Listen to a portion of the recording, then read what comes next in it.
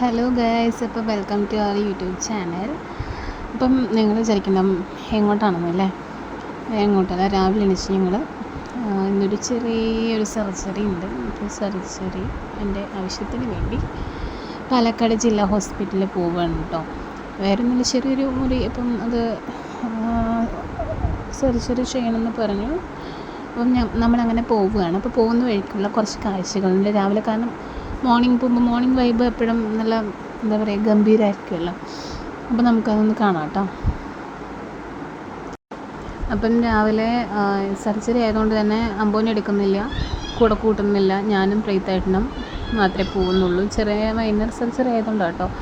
ആരും വീട്ടിൽ നിന്ന് അമ്മയൊന്നും വിളിച്ചില്ല. ഞാൻ അമ്മയുടെ അടുത്ത് കുഞ്ഞിനെ ഏൽപ്പിച്ചിട്ട്, എൻ്റെ വീട്ടിൽ കുഞ്ഞിനെ ഏൽപ്പിച്ചിട്ട് ഞങ്ങൾ പോവുകയാണ്. അവന് ഉറക്കമായിരുന്നു കേട്ടോ, നല്ല ഉറക്കമായിരുന്നു. ഞങ്ങൾ ഒരു 6:30 ഒക്കെ ആയപ്പോൾ ഇറങ്ങി കേട്ടോ. 7:30ക്കാണ് പറഞ്ഞ്. അപ്പം അങ്ങനെ അവിടെ നിന്ന് ഇറങ്ങി, വീട്ടിൽ നിന്ന് ഇറങ്ങി അങ്ങനെ പോവുകയാണ്. അപ്പം രാവിലെ ഒന്നും കഴിച്ചില്ല കേട്ടോ. ഒരു എന്താ പറയുക, വെള്ളം പോലും ഞാൻ കുടിച്ചിട്ടില്ല. കാരണം എങ്ങനെയാണ് അതിൻ്റെ പ്രൊസീജിയറും കാര്യങ്ങളൊന്നും അറിയില്ലല്ലോ. മൈനറാണെങ്കിലും എന്താണ് അവർ ഉദ്ദേശിക്കുന്നത്, ഭക്ഷണം കഴിക്കാൻ പാടുമോ അതൊന്നും അറിയാത്തതുകൊണ്ട് തന്നെ ഇനി കഴിച്ചിട്ട് പ്രശ്നമാവണ്ടെന്ന് വിചാരിച്ചിട്ട് എന്ത് ചെയ്തു, കഴിച്ചില്ല. അപ്പോൾ നമ്മളിങ്ങനെ പോയിക്കൊണ്ടിരിക്കുകയാണ്. അപ്പം ഞങ്ങൾ എളുപ്പ വഴി കൂടെ ഉണ്ട് കുറച്ചും കൂടെ പോണേ.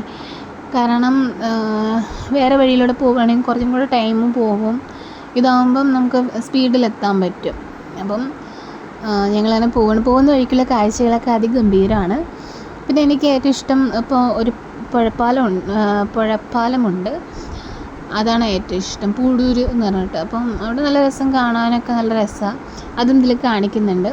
അപ്പം നമ്മുടെ അടുത്ത് 7:30 പറഞ്ഞുകൊണ്ട് നമ്മളും നേരത്തെ ഇറങ്ങിയതാണ് കേട്ടോ. എന്നിട്ട് നമ്മളൊരു 7-7:15 ആകുമ്പോഴേക്കും അവിടെ എത്തി. സ്കൂട്ടിയിലായതുകൊണ്ട്, ഇല്ലെങ്കിൽ ബസ്സിനാണെങ്കിൽ എങ്ങനെ പോയാലും 1 മണിക്കൂറൊക്കെ എടുക്കും കേട്ടോ, അത്രയും ദൂരം ഉണ്ട്. അപ്പം ഞങ്ങൾ സ്കൂട്ടിയിലായതുകൊണ്ടാണ് പിന്നെയും നമ്മൾ അതിനേക്കാളും ഒരു 3/4 മണിക്കൂർ ഒക്കെ വേണ്ടുള്ളൂ. സ്കൂട്ടിയിലോ 3/4 മണിക്കൂർ, കഷ്ടിച്ച് 3/4 മണിക്കൂറോളം വരുള്ളൂ. അപ്പോൾ അവിടെ എത്തി, ഹോസ്പിറ്റലിൽ എത്തിയിട്ട് കുറേ നേരം നിന്നതിന് ശേഷമാണ് കേട്ടോ. 7:30 ആയിരുന്നില്ല.